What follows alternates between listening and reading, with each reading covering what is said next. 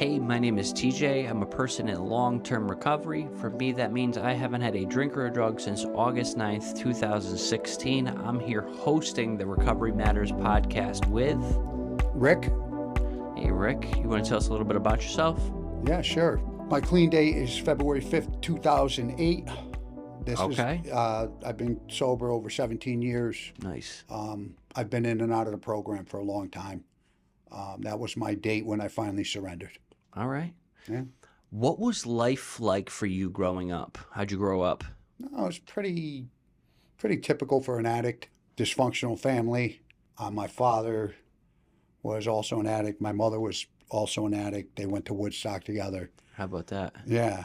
And, growing up there was a lot of violence, physical, sexual abuse, mental abuse. My father was always in and out of the house. He would be home for a few days and then he was gone for a few days. I ended up finding out that my dad had 16 kids by 5 different women. Wow. My mom and dad weren't married. So there was, there was just a lot of abuse for the whole family. And it was a pretty traumatic childhood growing up. When did you get into drugs and alcohol? When I was about 13, 14, entering high school. Okay. Yeah. What was that like? It was, I was a kid. I was lost. I never really felt like I fit in anywhere. And then I started smoking pot. Yep. Going to keg parties and stuff like that. It was pretty instantly. It was something that was making my life unmanageable. I ended up getting suspended from school, getting into fights. Ended up dropping out of school. When I was 15, got into some trouble. We ended up. I don't want to say we kidnapped this kid, but we kind of held him against his will and kind of scared him a little bit. And he ran home and, told his parents, and juvenile detectives got involved. Yep. And I ended up going away to a place called Beckett Academy. And I was there for about a year, and they would send us on these excursions. We would go out. We went out to the White Mountains and we hiked the 48 peaks. We hiked all the mountains. Wow. Yeah. So it was kind of like wilderness scared straight type thing. Yep. And I was up in New Hampshire and I ended up escaping. I hid in the woods and I hitchhiked back home, and I got into trouble. And my probation officer, he came and picked me up and put me in Hartford Detention. Yep. Long Lane. No, not Long Lane. Hartford Detention in Hartford. And I ended up going back to court, and then I went back home to my mom's house. And my father was long gone at this point. Okay. And I just was doing the same thing. Partying a lot, smoking pot, drinking a lot. And I ended up getting kicked out of my mom. Ended up kicking me out of the house, and I was just kind of at different friends' house, and started getting into the harder drugs. Started doing heroin and sniffing coke, and then evolved into crack. And when I was about 30 years old, I ended up going to prison. Okay. I was getting arrested, and they would they would let me out. And then I remember I got into some trouble. I don't really remember what it was, because it was kind of a blur, TJ, because once you're using and you're getting arrested, it all kind of just goes downhill pretty quickly. Yep. And I was offered a program, and I went to Dutcher Hall in Middletown. It was called Dutcher Hall, and I would end up getting weekend passes from Dutcher Hall. I would good behavior, they gave you weekend passes. And I remember my girlfriend would pick me up, and she would have drugs. We'd go to the hotel and party all weekend. And I'd go back to Dutcher Hall, and I'd, give a fake urine, and it was clean. And I kind of, didn't really learn much at that program. What I learned actually at that program was I was going to be able to get high in the weekends. You know, Okay. so I got out, and life didn't really get any better, and then I ended up getting a bunch of arrests. Yep. And I remember 1991, I went to prison Okay. for the first time. How long did you do? I did about a year, I think, because there was TS. It was called transitional supervision, Yep. and you did 10% of your sentence. Oh, okay. You know, so um, so I got out and continued to get high and ended up going back to jail. But during that time, I was getting into heavy drugs, heroin, and I was on the methadone program and all that, all the craziness that comes with that. But what ended up happening was I ended up linking up with some bad people, and I ended up going to New York with them. We were going to rob this drug dealer in New York, and I was driving the car, and I remember I was really high, and I was driving the car, and it was about 1 o'clock in the morning. We were going to New York to rob this drug dealer, and I ended up getting in the back seat, and I ended up falling asleep. And these guys were driving the car that I was with, and they pulled over, and I remember them waking me up, and they're like, "Listen, we're almost there. You gotta drive the car now." And I climbed over the back seat to get in the front seat, and next thing I know, I was being dragged out of the car, and one of the guys put a gun to my head and shot me with a 22. And I didn't know I was shot at the time, but when it happened, my adrenaline, I pushed this guy and he fell, and I got up and I ran, and I flagged the car down, and the car pulled over, and we were on like this exit ramp. And so I ran up the exit ramp and I got onto the main highway, and I flagged this guy over, and he was a state trooper. Jesus. And he was like, I'm on the side of the road, I'm flagging him down, and I'm holding my ear, and I'm bleeding, and he's like, "Listen, I'm going to help you, but if you try anything, I'm a cop. I'll shoot you."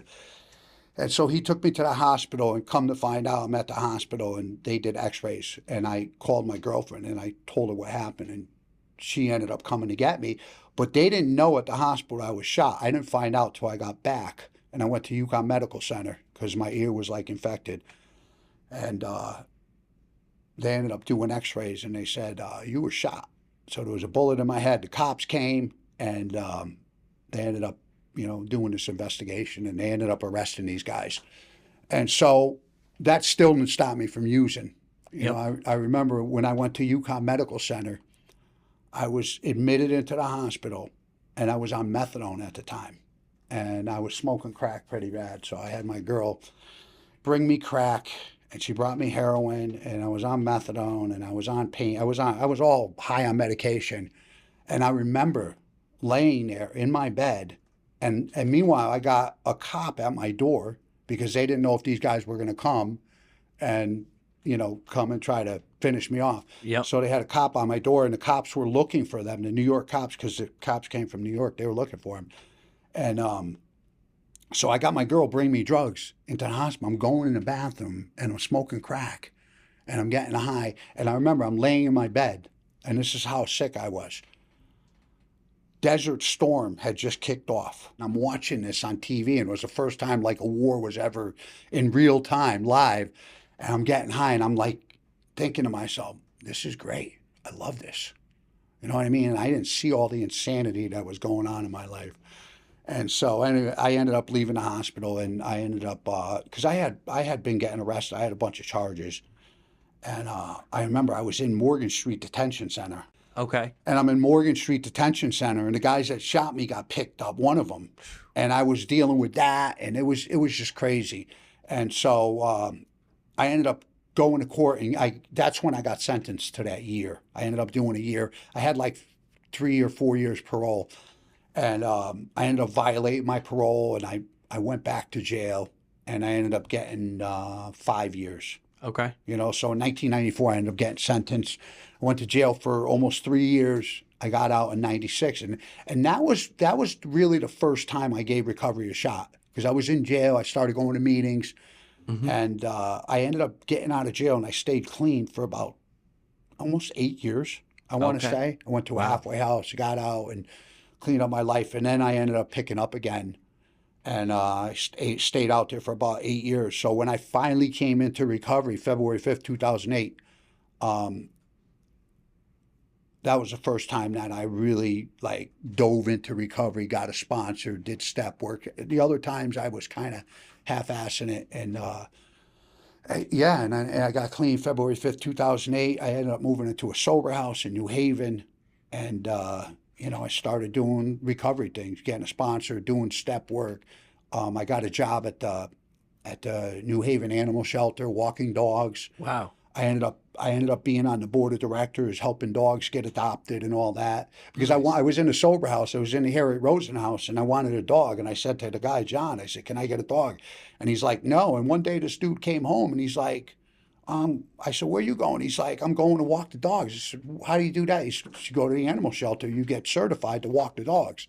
So I went down there, started walking the dogs. So it was kind of my escape to be able to go down there. I would jump on my bike, I'd ride down there, and I would hang out with the dogs for like 3-4 hours. It was awesome, man, because it was good for me because I wanted a dog, but I couldn't have one. Mm-hmm.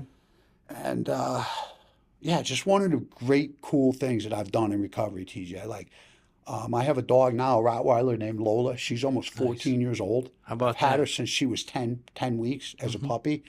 And yeah, dude, it's just I feel like with her, I gave her a good home. I've given her a good life. She's still alive. Yep. You know what I mean? She's old. She can't really walk. Yeah. You know, her joints ache and stuff, but she's just a big part of my recovery, you know, Yeah. and I love being in recovery, man. I've done some cool stuff. I've had 2 kids in recovery. I have 2 sons, Ricky and Carson. Nice. They're my life, you know. Mm-hmm. I've got married to a good woman. We just kind of grew apart. We're now divorced, Mm-hmm. but we co-parent well. We're good parents. We love our kids. Yeah, man.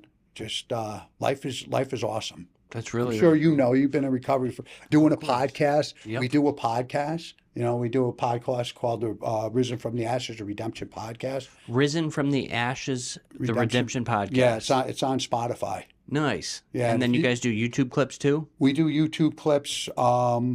You know, you can go on our website and New Beginning Recovery Houses. We open sober houses. We've been running recovery houses for 11 years.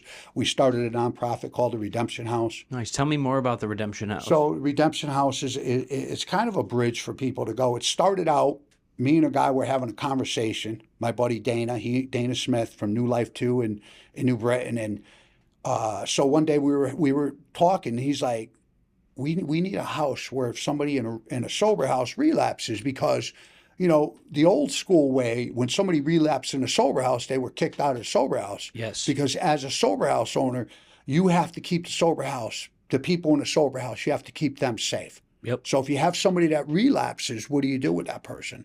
So Dana was like, well, what if we had a sober house where they can go get stabilized for a few days, and then you could send them back to the sober house? Because you know when people relapse, TJ, they don't always need treatment. Mm-hmm. And if you don't need treatment and you get kicked out of a sober house, where do you have to go? And that was how Redemption House was born. So we opened this house in 2020, and it caught fire. I mean, we had 20 beds. It was a co-ed house, and that's a hard dynamic to manage, men and women in the same house. So, you know, people fell in love and ran off, and, you know, that whole thing. But that's a whole nother episode right there. Yep. But so it ended up catching fire because we were getting calls from Yale, Detox. We have a great relationship with a local detox. And when they have somebody waiting to get into treatment, they need a place to hold them. Yep. So we would hold them. So we built those relationships in the community, but unfortunately we don't have the funding that we need. So we had to close, and then we reopen, and then we close, and then we reopen. And then I said, listen, we're going to have a few redemption beds, better than nothing, just to have a few beds for people that, you know, need that bridge. You know what I mean? They got kicked out of a sober house, or when one of our guys is doing well, we'll put them into Redemption House for 3 to 5 days, and then they go there, and then they come back, and hopefully they get it. Like they have that aha moment, that light bulb, that light switch moment that goes off, and it's like, okay, I need to make some changes in my life. But what happens at Redemption House? We get them in Redemption House. We're able to help them find a job. We're able to help them get therapy, counseling. We're able to help them get back on their meds. We help them get med management. We can help them get a CrossFit gym membership. We can help them get a nutritionist so they start eating better. We can help them get a bicycle. We can even help them get a free haircut. That's You know, awesome. so we're able to help them do all that. And we've helped so many people along the way. Like, we've had success stories.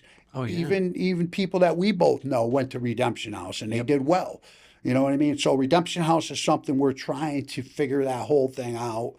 I have a pact with God that God is going to give us the money to buy a Redemption House and fund it ourselves. And CCAR's been great too, because one of the things we do is everybody that comes into Redemption House, we tell them, or anybody that comes into New Beginning Recovery Houses, we tell them, go to CCAR.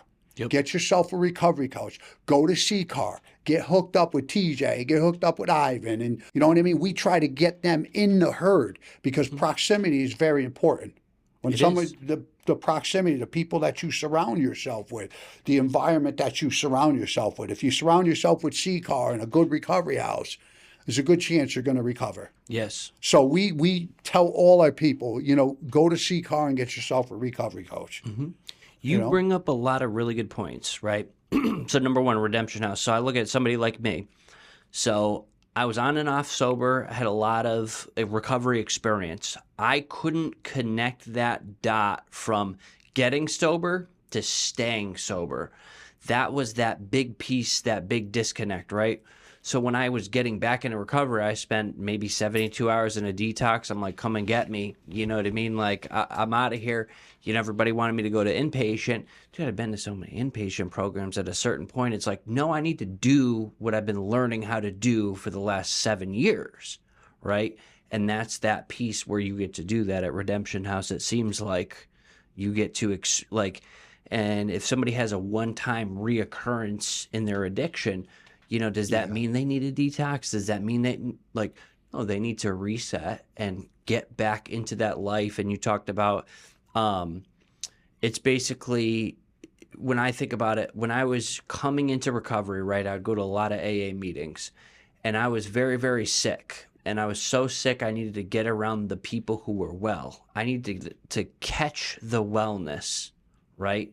And that was a piece for me where it was like, I couldn't have my cake and eat it too. I couldn't hang out with all my friends who were consistently using and stay sober and hang out and go to AA once in a while, right? It just did that to, like, the two different lives didn't coincide.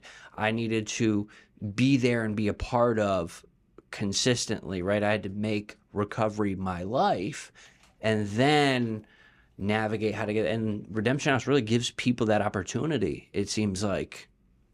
It does, because not everybody can get into treatment, or there's not enough treatment beds. But we kind of did a study about Okay. Redemption House. So we did a study Yep. that the one redemption bed will save the state of Connecticut $141,000, not having to send them to detox, treatment, and then sending them to sober living.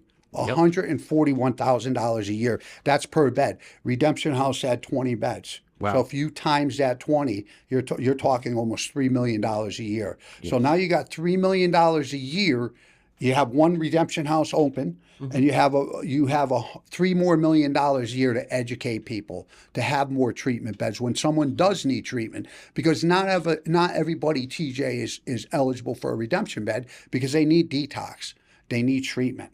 But that redemption bed, that one redemption bed, will save the state of Connecticut a lot of money. Yes. So in the recovery sphere, right, we have prevention, treatment, and recovery, right? That's how I really look at that piece. Prevention, whether it works or not, it really depends on everybody. There is a big piece of prevention, which is harm reduction, very important, right? Treatment, great. We've been doing treatment forever. The biggest neglected piece in this world that we live in today is recovery, right? So direct recovery support services. Treatment's great, but when I walk out of a treatment center and I'm 30 days sober, I went to treatment multiple times before the age of 22. If I live the average lifespan of 68 years old, I'm going to have 40 plus years where I'm going to need help and continued support, right? And how am I going to stay sober for those 40 years? I got sober at 22 and if I live to 68, that's 46 years. That 46 years is done in recovery support, right? Same thing. That connection that you talk about, right, is like people really spending that first year in connection to the recovery community. And that's what saved me, right, is that I didn't actually really stay sober till I was a part of the recovery community. So you've seen me downstairs doing free education, free training, supporting things, volunteering, starting to build self-esteem through esteemable acts, right? Yeah. Yeah. And then it seems as if people who participate in this also have the opportunity to give back to it, right? You talked about all the different types of things. The CrossFit gym, right? We talk about body, mind, and spirit, right? I need to be able to feel good every day, to have that mental clarity and spiritual connection and find purpose in this world, right? And that's that first piece of recovery. Yeah. Yeah, absolutely. I think it's a self-love problem. Okay. You know what I mean? I think people, we come in, we hate ourselves. We have a black belt in beating the shit out of ourselves, right? We come in with guilt, shame, and remorse. So when you come in and you get into the recovery process and you start to work on yourself and then you start to do esteemable acts, right? You get a coffee commitment you start to feel a part of. You know what I mean? You start to care about yourself a little. You know what I mean? When you start to care about yourself, you start to take better care of yourself. When you start to take better care of yourself, you start to love yourself a little bit. Yep. When you start to love yourself, so it's that circle of self-love, self-care, self-worth. You know what I mean? I like that. And somebody once told me it was a self-identity problem. We don't know who we are. You know what I mean? And then you and I, when we were talking earlier, you talked about purpose. Having purpose in your life, like finding a job that's meaningful, like becoming a recovery coach. That's why I love it. I always tell people that come into our house, I'm like, dude, go to CCAR, get yourself a recovery coach, go to CCAR, volunteer at CCAR. Then you could take the recovery coach training, become a recovery coach. I know a girl, right, in recovery, Chelsea. I love this girl, right? So I helped this woman open a recovery house in New London. Okay. And so I had a house manager. So my first housemate, she ends up drinking. So this girl, Chelsea, was living there, right? Chelsea calls me. She's like, Sherry relapsed. She goes, what are you going to do? I said, I'll call you back. So I called the woman that owned the house. I said, Blanche, Sherry relapsed. I said, we got to figure this out. We got to try to find a house manager. And she had met this girl, Chelsea. She said, well, how about Chelsea? I said, well, Chelsea was the one that called me. I said, Chelsea's only got a couple months clean. All right, we'll make her temporary. We'll put her in a house manager. So I said, listen, just help me out for a couple weeks. We'll find somebody to become the house manager. Chelsea fucking killed it, knocked it out of the park. She felt like she had a purpose. She really cared about the women. So after 2 weeks, I'm going to collect the rent from Chelsea. I'm like, and I was there a lot because I was still fixing the house up. I said, Chelsea, I want to talk to you. I said, I want you to be my house manager. She goes, really? I said, yeah, I want you to be my house manager. She goes, I've only got a couple months in. I said, well, I like how you're serious about recovery. You got a sponsor, you're doing steps, and you've been doing a hell of a job. She was the house manager, probably the best house manager I ever had, TJ. Nice. Got married. She got her kids back. She owns a house. She became a recovery coach, right? And now she works for some organization. I don't know. She's had all these great jobs, but she just keeps moving up the pay scale. This woman's like totally turned her life around. I just went to her wedding. I think she's got 8 years in recovery. It's amazing. You know what I mean? I just give a person a purpose. You know what I mean? Give them their life back. Give them something to fight for. She fought to get her kids back. She didn't think she was going to get her kids back. I went to court with her. She was scared of her ex-husband, her ex-boy, the father of her kids. And, she got all that stuff back. And she's like my little sister. Yep. You know what I mean? And it was a beautiful wedding. It was just a beautiful, and that's why I do this work. That's why I love doing this work. Man, we're about to embark on a project, and I can't talk about it right now. It's kind of top secret, but it's going to be amazing. It's going to be the first in the United States. Okay. It's going to be a pioneer. And someone approached me about it and how I met it, how it came about. It was definitely God. God's putting his hand in it.